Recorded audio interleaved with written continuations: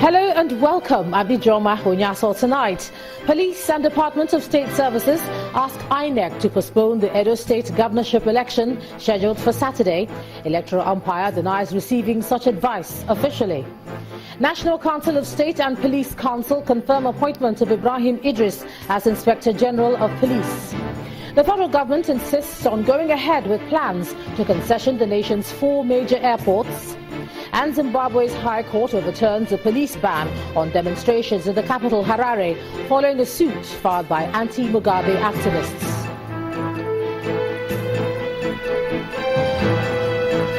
And in business news tonight, Economist asks federal government to explore Nigeria's informal sector as a viable option for economic recovery.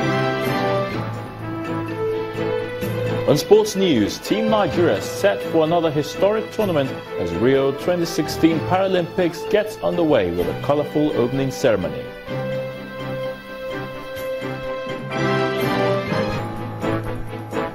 And from Abuja, I'm Linda Kibe. Nigerian army arrests wanted Boko Haram terrorist along with 2 accomplices in Jugba, Yobe State. Troops also arrest suspects wanted for attacks on oil installations in the Niger Delta.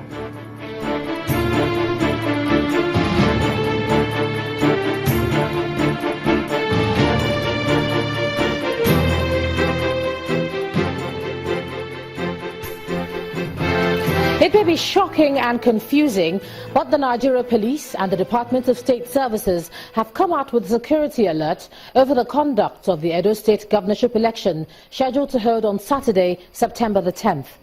At a joint news conference, the Force Public Relations Officer, Mr. Donald Auna, says the security agencies have uncovered plans by insurgents and extremist elements to attack vulnerable communities during the elections and the Salah celebrations. Members of the public have therefore been advised to remain vigilant and avoid places with a large concentration of people. The Department of State Service wish to inform the general public that credible intelligence and the agencies indicate plans by insurgents, extremist elements to attack vulnerable communities and soft targets with high population during the forthcoming Salah celebration between 12th and 13th September 2016. Edo State is among these states being earmarked for these planned attacks by the extremist elements. The public will recall that similar threats were issued during the May Labor Day and Democracy Day celebrations, as well as the Eid al-Fitr holidays in July 2016. However, the security agencies were able to decisively disrupt and thwart the insurgents' plan. In the same vein, while election is important, the security agencies cannot allow the peace of the country to be disrupted, and will continue to remain vigilant and ensure consolidation of the successes gained in the current counter-insurgency fight. It is in regard of this that we are appealing to INEC, which has the legal duty, I want to emphasize that, to regulate elections in the country, to consider the need for possible postponement of the date of the election in Edo State, in order to enable security agencies deal decisively with the envisaged terrorist threats.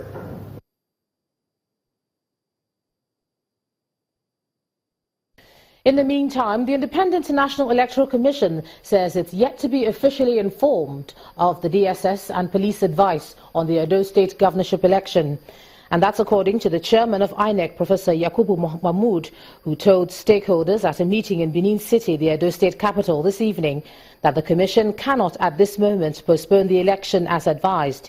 He said that once the commission is officially briefed on the matter, a decision will be taken after studying the details of the advice.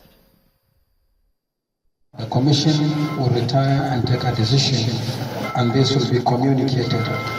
We have consulted with you just as we need to consult with the security agencies to find out more and then take a decision thereafter. But I want to assure you that the independence of INEC shall be jealously guarded and protected by this commission. Constitutionally and legally, this is the only commission that has the powers under the Constitution and under the law to set the date for elections and also the timetable and schedule of activities for the election.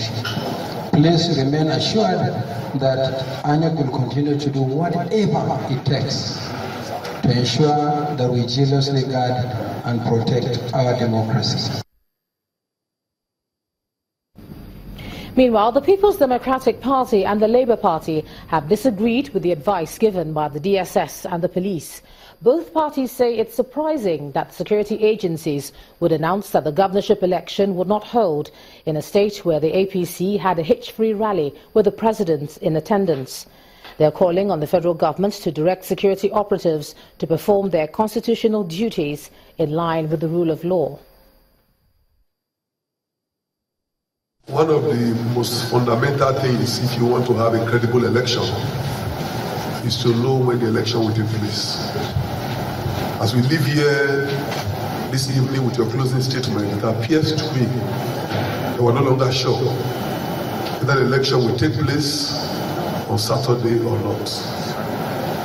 If we leave it like that, then credibility is being eroded. And I don't want to even talk about the reasons that have been given for this impasse. But it's important that you must give us a time frame. You must tell us tonight or tomorrow morning, you will let us know your decision. If it is security reason, as some want to put it, what is really the security threat and from what angle? What exactly is the report security-wise? I am aware in the most volatile states, like Borno and other states, Yobe, elections were held. Even in the heat of the vengeance in Bayelsa State, the election hold there. So I don't really know what is the issue here that we say the election should be put on hold. And on its part, the All Progressives Congress in Edo State has alleged a plot by the PDP to unleash violence and cause confusion ahead of the governorship polls. A statement issued by the APC says, quote, no less than 500 militants from Delta are being mobilized to critical areas of Edo State to carry out this evil plan using the waterways, end of quote. Citing internal sources within the PDP, the APC also alleges that the National Youth Service Corps members recruited by INEC to participate in the conduct of the elections are being compromised by the PDP with the offer of huge financial rewards.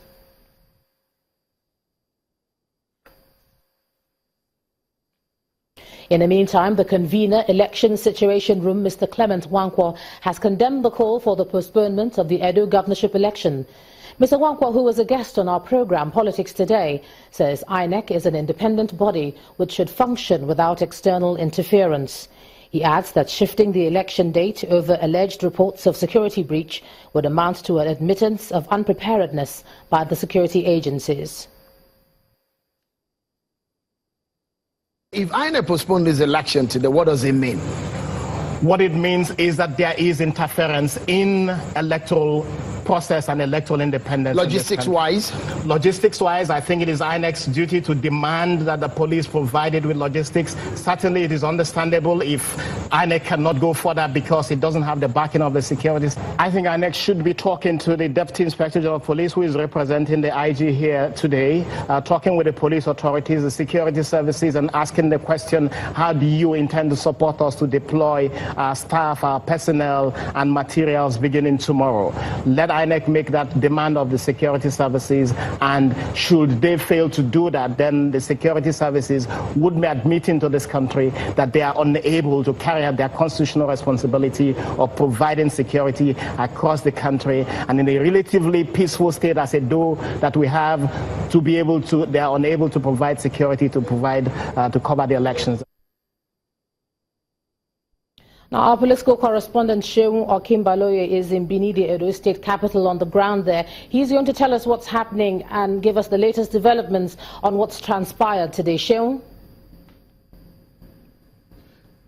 Thank you, Ize-iyamu. What we have on our hands right now is that there is no word from INEC as to what exactly it will do in the coming days or in the coming hours as regarding the Edo governorship election. Just like any other person, INEC had told us that they were shocked at the news by the police authorities to advise them to postpone the exercise, which this means that they cannot go ahead with some of their plans. Some of the information that INEC is telling us, of course, off camera, is that they have not been officially informed by the police authorities or any security agency for that matter.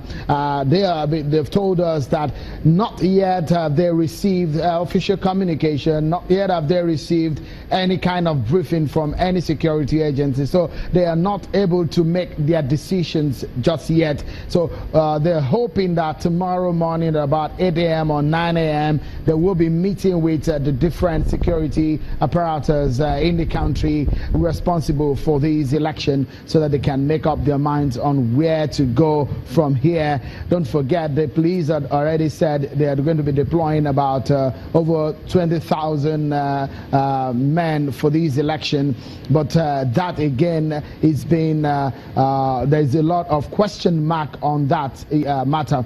But as it stands now, there are a lot of reactions to the action being taken by the police authorities. They're saying that they are going to advise INEC to postpone. For example, Transition Monitoring Group, one of the observer group on the ground, has said that that decision by the police authorities is poorly timed and wrongly presented, and they have said that it is not a good one, but then the police authorities should mobilize more men on the ground for the election. Also, what would have happened tonight, tomorrow, would have been the deployment of sensitive, non-sensitive materials to key areas, the rack, the LG, and some other areas where the distribution of materials will happen. For example, tomorrow morning we should have been seeing materials being distributed or being transmitted from the Central Bank of Nigeria to the INEC office,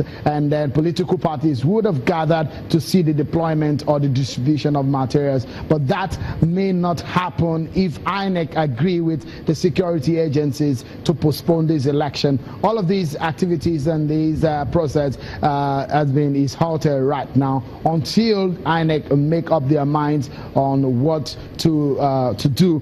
They've told us that they are shocked, they're surprised, and with all of the conversations they've had with the security agencies, this news of postponement, the security threat is coming as a shock and a new one for them. And of course, you know, the political parties are also speaking about this situation. Allegations of plans to rig, allegations of violence have been trailing this exercise. But we'll be on the ground to give you more updates as we get it right now. Ize-iyamu.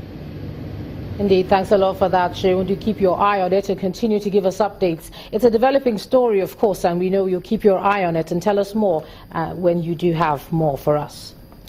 Let's take a break from the political issue that's going on in Edo State and look at what's happening in the courts, where an Abuja High Court has admitted a former Minister of the Niger Delta Affairs, Mr. Godste Orubebe, to bail in the sum of 10 million naira. Now, this comes after Mr. Orubebe pleaded not guilty to the charge of criminal diversion of funds brought against him by the Independent Corrupt Practices and Other Related Offences Commission. Mr. Orubebe is standing trial along two others over alleged diversion of 2.3 billion naira. The court also granted bail in the sum of 20 million naira each to Oludare Alaba and Mr. Ephraim Zere, Directors of Contract in the Ministry of the Niger Delta. Justice Olukayode Adeniyi, in his ruling, ordered Mr. Orubebe to produce one surety in like sum, and that the surety must be a responsible Nigerian with evidence of 3 years tax payment and landed property within the FCT. In part two, after the break, National Biosafety Management Agency denies reports of importation of genetically modified rice into the Nigerian market. That's in a moment. Please stay with us.